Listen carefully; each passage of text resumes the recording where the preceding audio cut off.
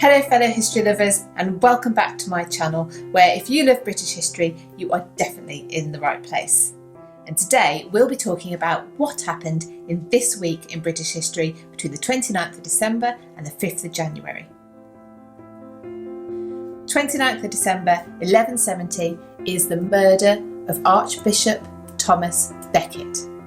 30th of December 1460, and it was the Battle of Wakefield where the Duke of York, future Edward IV's father, was killed. 4th of January 1698, and the vast Palace of Whitehall in London burns almost entirely to the ground. And then we have the anniversary of the death of Edward the Confessor, who died on the 5th of January 1066 without an heir.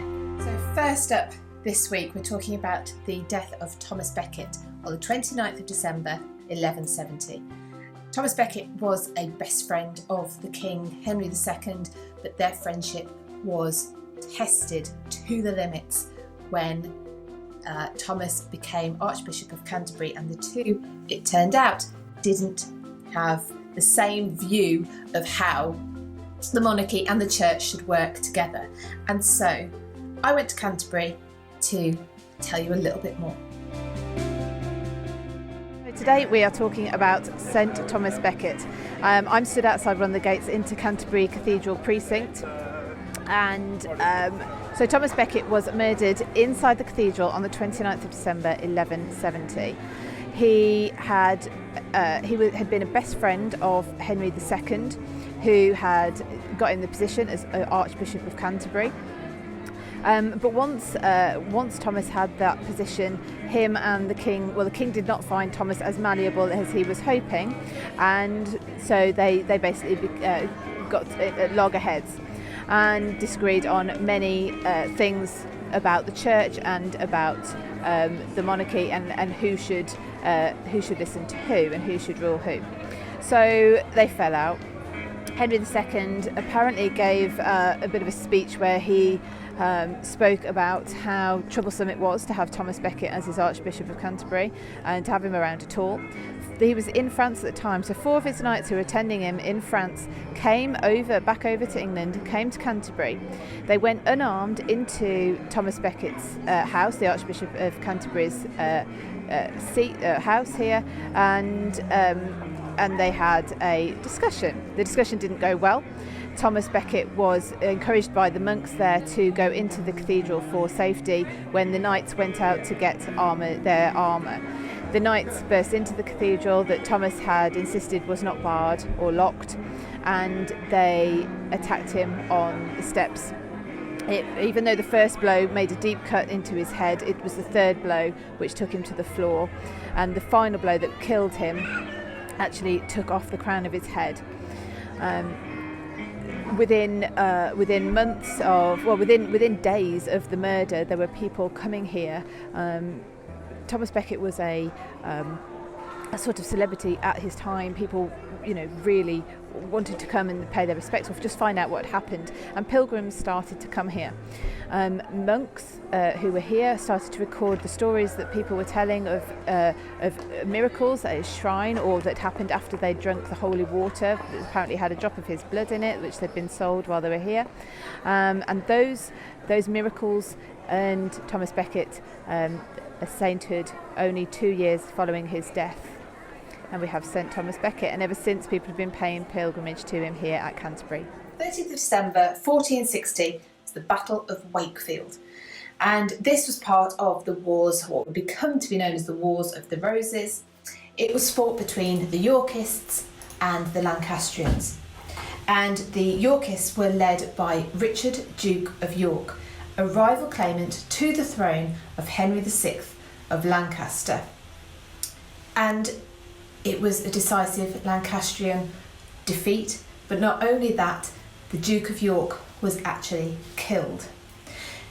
The Duke of York's son, Edward IV, became king during the Wars of the Roses, and so his bloodline did take the throne, and then it went back to Henry, and then it went back to Edward. This was a major battle of this war, and it pitched the rival claimants to the throne against each other. But the Lancastrians came out on top with a decisive victory. Not only did they win, but the Duke of York lost his life.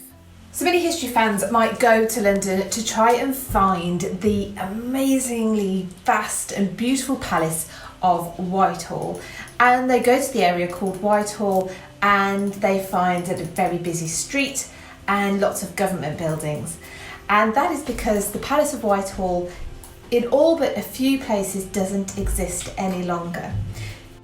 Whitehall Palace began its life as York Place, which was the London seat of the Archbishop of York, Thomas Wolsey, who was also chief sort of advisor, minister. He was the man that did the doing of in the early reign of Henry VIII, while Henry was quite happy to be out hunting and having fun with his friends. On Thomas Wolsey's downfall, York Place was acquired by Henry VIII and Anne Boleyn, who decided to make this palace, but much smaller than it was going to end up being, into something exactly to their needs, something for them, and they began the building of the Palace of Whitehall, and that's when it changed its name. And the area of Whitehall gets its name from that palace and the area that the palace once stood. When the Stuarts came to the throne after the death of Elizabeth I in 1603, the Stuart family, James I, decided to modernise some of the buildings, and indeed Banqueting House, which is one of the only remnants of Whitehall Palace and certainly the most visitable, I think I've probably just made up another word, today that you can go and see. He had Banqueting House created and built, designed by Indigo Jones. Amazing ceiling paintings by Rubens. If you do get a chance to go, please do. It's like an oasis of tranquility in the middle of extremely busy part of London. But in 1698, a fire began by accident. A maid was trying to dry some sheets in front of her fire. They caught light, and almost all, as I say, the Palace of Whitehall was burnt to the ground. If you'd like to see any of the remaining parts of Whitehall Palace, Banqueting House is one of them, run by Historic Royal Palaces now today, and also round the back of there you can go and see the steps, Queen Mary's steps, and you can see from there, that was a river entrance, so you can see how far the river is now away from the building and how far the shoreline actually was inland, much further inland in the past.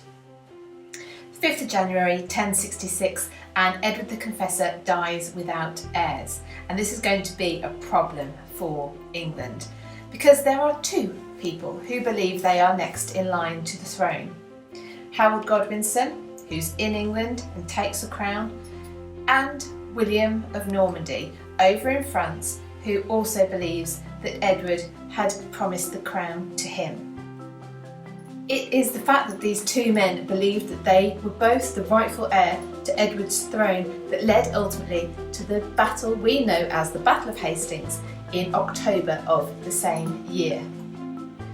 We know Harold lost that battle. William became William the Conqueror of England, and he and Wales, we'll go into that another day, who brought over with him French customs, the French language, law-making, parliamentary system, our word for parliament, to parley, to talk, and also the Motte and Bailey castles that are so familiar in the English landscape. They are also a French design.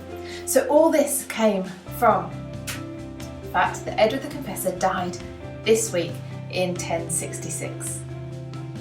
Thanks for watching this episode of This Week in British History, and if you enjoyed it, please do give it the thumbs up, subscribe to the channel and hit the bell if you would like to hear more of my videos and get notifications when I upload a new one. And if you can't wait that long, then please come along to my Facebook or Instagram @British History Tours for daily posts. Thanks everyone, see you next time.